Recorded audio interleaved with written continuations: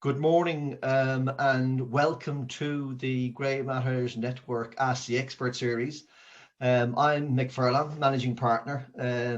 We in the Grey Matters Network provide experienced professionals to many organisations across Ireland in operational, project and advisory roles. This podcast is another one in the series we have been running for the last couple of months, all on our website. And today's theme is business process improvement and the significant benefits organisations that have focused on process improvement have achieved. And with me here today to explain in more detail about business process improvement is Dave Flynn. He is one of our BPI experts.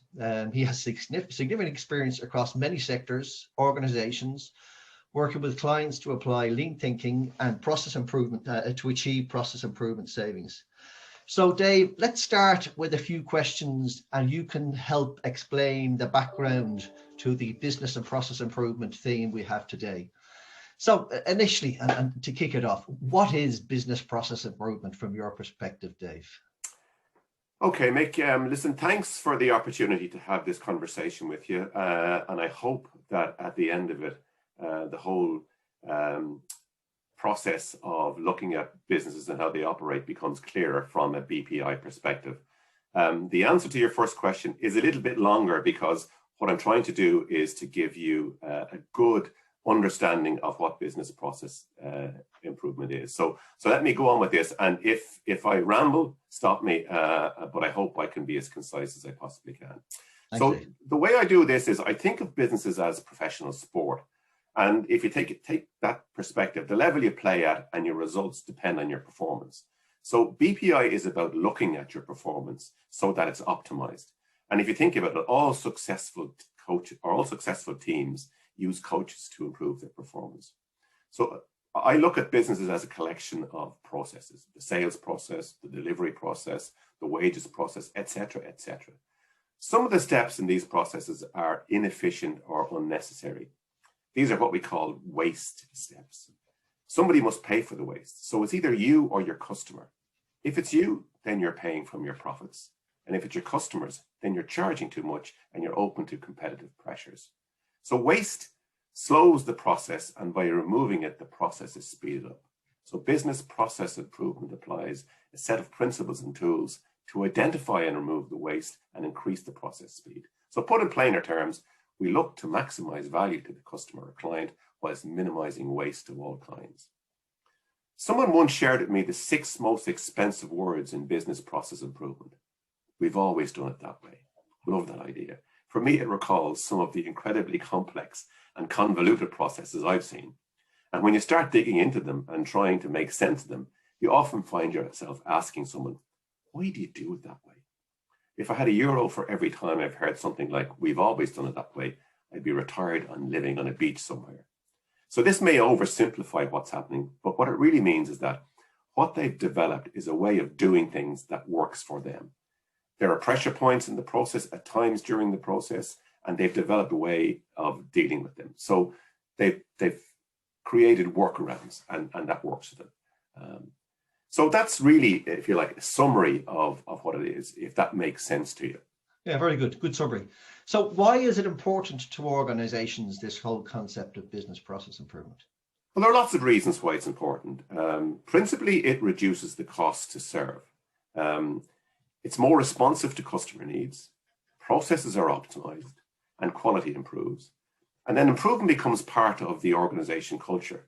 And as a result, employee morale improves because they're empowered to make improvements. So all in all, it's good for everybody involved from the top to the bottom in an organization. Okay. We hear a lot about lean and other methodologies. Can you tell us a bit more about this in terms of trying to get over the mystique created by BPI and lean? Yeah, look, many organizations embrace this philosophy, and what's important is more what they're trying to achieve rather than what they call it. It's a bit like dieting. You know, you've heard of all the diet fads and the names they've called it. All we're trying to do is reduce waste. So business process improvement, lean, Six Sigma, transformation, quality transformation, etc., etc. They're terms that are being used to achieve the same thing, which is to reduce the cost to serve customers and to optimize processes. Okay. So what makes business process improvement work in organizations? So in a word, it's leadership. The person at the top must be committed to the change program. If this is not the case, then the chances of success are low. I've worked with organizations where business process improvement is the current must-do or flavor of the month, and where a team is formed to implement the program. Usually the project starts with great gusto and achieves early success. However, the appetite for change wanes over time, and eventually the program fades away. I often say that I could go back to some of the organizations I've worked in and I could start again. Okay, and can business process improvement programs fail? Yeah, they certainly can. It's if, as I said above, there's no leadership commitment, then it will fail. Also, if it's used to reduce headcount, it will fail. The reason for this is that most of the ideas that will make your business more efficient come from the people doing your business. If they see that you're using their ideas to get rid of them, they'll work against you and the process will fail. Okay. And I think there may be an illusion that business process improvement is really for big organizations. In your experience, is this true? No, absolutely not. Wherever there's a process, there's a way to improve it. I've worked with one-man operations, be they farmers or builders, and I've worked with multinationals, and every one of them have gained from looking at how they do things and optimizing their processes. So there's no ideal size, and in fact, every size works. Okay. And is there a right time to start on a BPI journey? Yes. Now, and I say this because the sooner you start your journey, the sooner you see the benefits. It's a bit like, as I mentioned earlier, weight loss. You know, if you're overweight, the best time to start reducing it is straight away. Okay, okay. And can you give us some good case study examples of the impact of implementing BPI? Yeah, there are a couple of stories I could tell. I mean, there are many stories I could tell you, but listen, let me give you one. I did some work in an insurance organization, and the focus of the project was to look at the time it took to get a proposal through the system. And one of the things that we do in process improvement is to walk the process. So, you know, take a process from its very start and walk the piece of paper through it, if it's an invoice or if it's a proposal. Walk it through and talk to the people who are doing it. And in this case, I came across a team of junior underwriters whose job it was to review the files that came in, to summarize the cases and pass those ones that were easy do's and summarize the ones that were more difficult for senior underwriters to review so that they could make decisions. So they had developed a shorthand and a methodology for doing all this.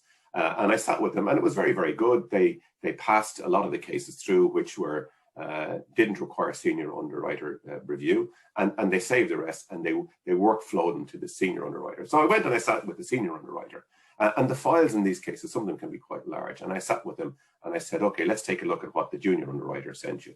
And he said, oh, no. He says, he opened the file. He said, I go through every document because I like to get a feel for the case itself. So we had a team of junior underwriters working to a process that was completely ignored by the next step in the process. So completely unnecessary. So that was one of the stories. And I could go on all day and give you lots and lots of stories, but that's what happens in organizations. People do things that they think works for them without considering the overall cost and the overall impact on the process.